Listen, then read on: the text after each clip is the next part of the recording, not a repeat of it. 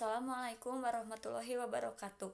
Perkenalkan, nama saya Jacinda Velia Yanti dengan NPM 2210.012 dari kelas A.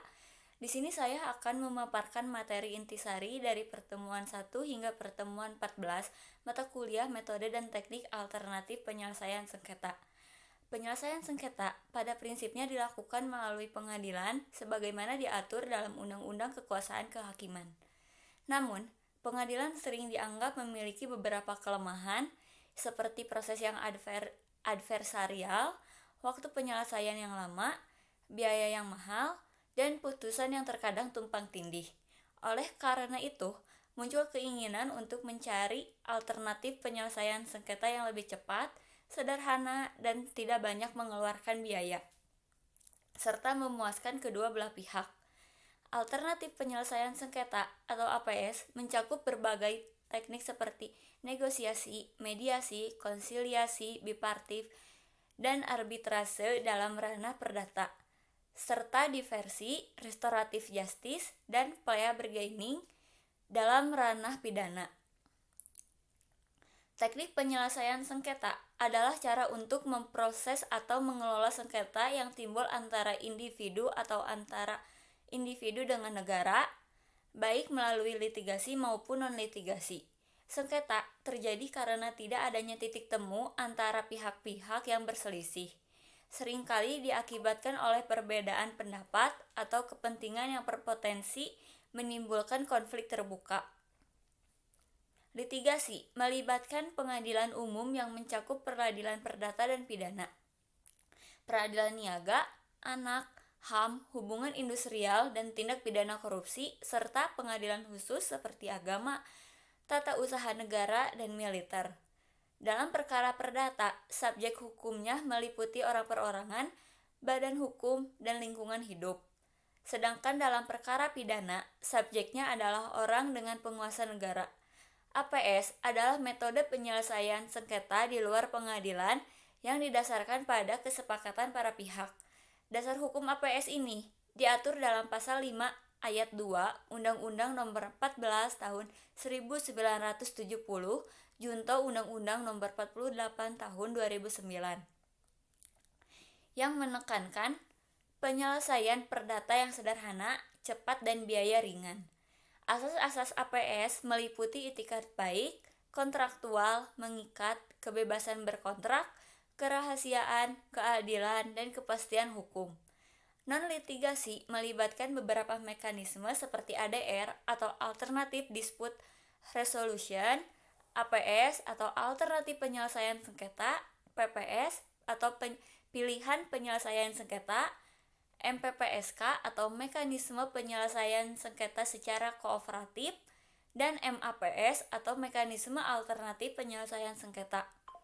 APS bersifat fleksibel, tertutup, dan bertujuan mencapai kesepakatan yang saling menguntungkan, menjaga kerahasiaan, hubungan baik, dan mempermudah akses keadilan. Teknik-teknik APS termasuk negosiasi, konsiliasi, mediasi, dan arbitrase. Mediasi adalah upaya penyelesaian sengketa secara damai dengan bantuan pihak ketiga yang netral. Mediator bertindak sebagai katalisator, pendidik, penerjemah narasumber, agen realitas, dan kambing hitam. Proses mediasi bersifat rahasia, cepat, dan murah dengan tujuan mencapai kesepakatan yang memuaskan para pihak.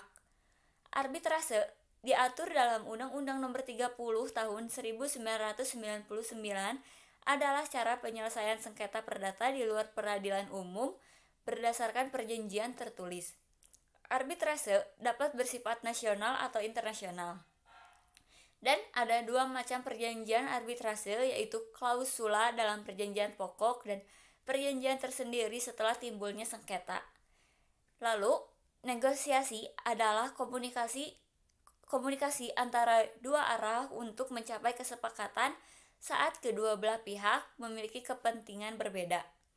Kondisi untuk negosiasi mencakup adanya isu yang dinegosiasikan, kesediaan pihak-pihak untuk bernegosiasi, kesiapan, kewenangan untuk mengambil keputusan, interdependensi, dan kemampuan menyelesaikan masalah. Prasyarat negosiasi yang efektif meliputi kesukarelaan, kesiapan, kewenangan, kekuatan relatif seimbang, dan kemauan menyelesaikan masalah.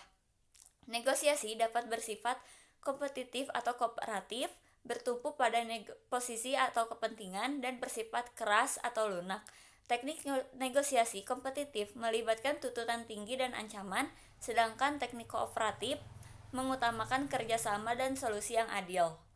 Tahap-tahap negosiasi mencakup pembukaan kontak, mengatur posisi, menentukan posisi pembuka, memberikan argumentasi, mengetahui posisi lawan, memberikan konsensi, dan mencapai kesepakatan tertulis.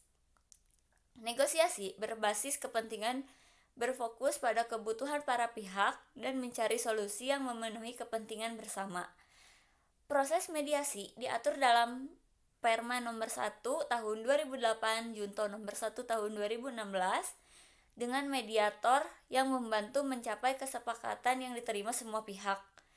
Lalu terakhir, arbitrase di sisi lain melibatkan perjanjian yang mencakup masalah sengketa, nama para pihak, arbiter, tempat keputusan, dan biaya arbitrase dengan tujuan mencapai penyelesaian yang adil dan pasti sesuai hukum.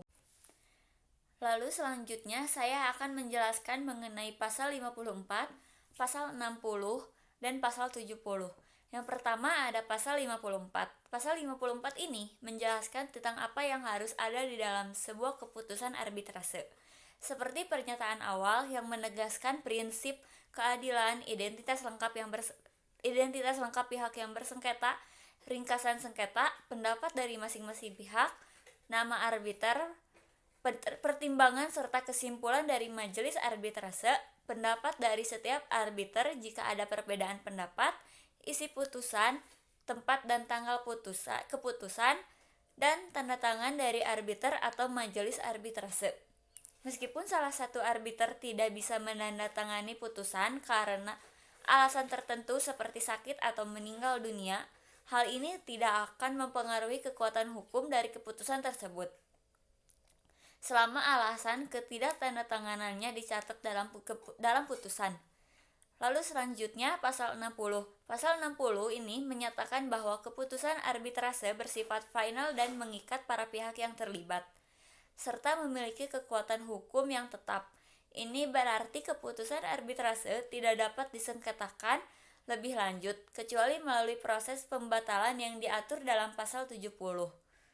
Nah, pasal 70 ini menjelaskan bahwa keputusan arbitrase dapat dibatalkan jika terdapat bukti bahwa dokumen yang digunakan dalam proses arbitrase adalah palsu setelah putusan dikeluarkan. Dokumen penting yang mempengaruhi keputusan disembunyikan oleh pihak lawan, atau ada kecurangan lain yang mempengaruhi hasil keputusan. Tujuan dari aturan ini adalah untuk memastikan bahwa proses arbitrase berjalan dengan jujur dan adil, serta menjelaskan kepercayaan terhadap sistem penyelesaian sengketa di luar pengadilan. Dan yang terakhir, di sini saya melakukan sesi wawancara bersama salah satu pegawai dari kantor BPN Kabupaten Bandung, yaitu Bapak Yudi. Berikut saya lampirkan dokumentasi pada saat saya melakukan sesi wawancara. Nomor 1, apa saja permasalahan sengketa yang terjadi di BPN? Permasalahan yang terjadi di BPN itu banyak, terkait misalkan permasalahan sengketa, bisa permasalahan terkait tumpang tindih, kepemilikan, sengketa batas, banyak permasalahan-permasalahan yang terjadi di lapangan. Nah, terkait ini BPN akan melihat dulu permasalahan terhadap satu kasus itu seperti apa. Jadi penanganannya pun berbeda-beda. Yang kedua, apakah mediasi merupakan salah satu upaya yang dilakukan di BPN saat menyelesaikan permasalahan? Penyelesaian permasalahan itu ada di luar pengadilan atau kepolisian, yaitu dengan mediasi di kantor BPN. Mediasi ini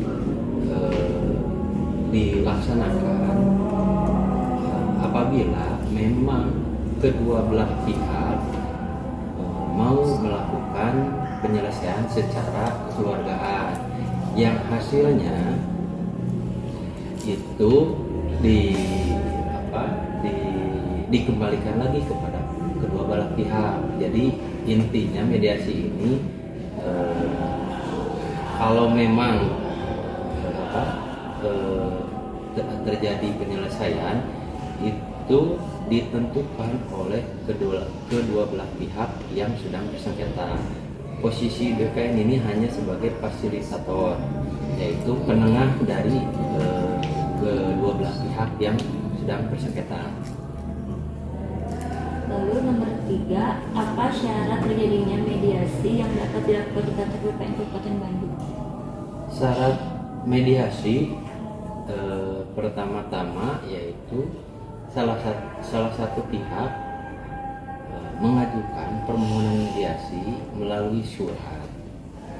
Nah, surat itu nanti kan diterima oleh kantor dan turun dari pimpinan atau dari kepala kantor ke bagian permasalahan. Nanti di bagian permasalahan itu dianalisis dulu permasalahannya seperti apa, dan sekarang tidak akan langsung dimediasikan. Kalau memang kantor membutuhkan informasi yang lebih mendalam, kantor akan melakukan panggilan kepada pemohon mediasi untuk digali informasi, yaitu dengan klarifikasi. Tapi kalau memang kantor sudah mempunyai informasi yang cukup, itu kantor akan mengundang kedua belah pihak yang sedang bersengketa. Nah, syaratnya selain memang mengajukan surat, di dalam surat mediasi pun pemohon mediasi harus menjelaskan dengan pihak siapa dia bersengketa, terus dia memiliki bukti kepemilikan apa yang menjadi klaim dia, bahwa itu misalkan tanahnya dia. Lalu nomor 4, bagaimana cara melakukan mediasi untuk permasalahan tersebut? Nah, kantor setelah tadi ini kan kelanjutan dari pertanyaan yang tadi.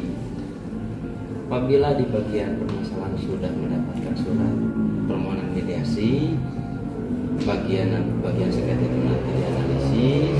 Kalau memang sudah memiliki informasi yang cukup, bagian pengendalian dan penanganan sengketa akan mengundang para pihak.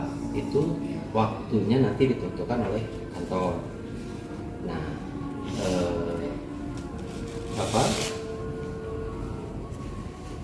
nanti diundang.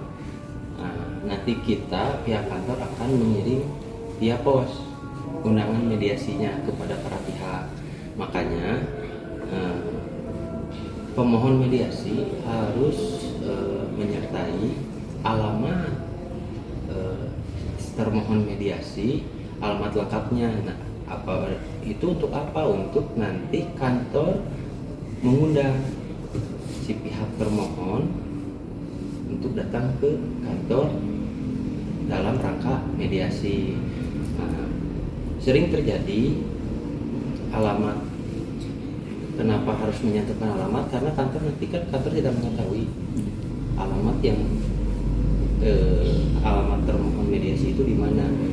Nah, makanya kantor suka kalau memang alamat termohon mediasinya belum diketahui, itu suka memanggil pemohon mediasi untuk menanyakan alamat termohon mediasinya di mana, agar undangan nanti yang dikirim oleh kantor itu sampai ke alamat si termohon mediasi. Terima kasih. Terima kasih, Pak. Iya.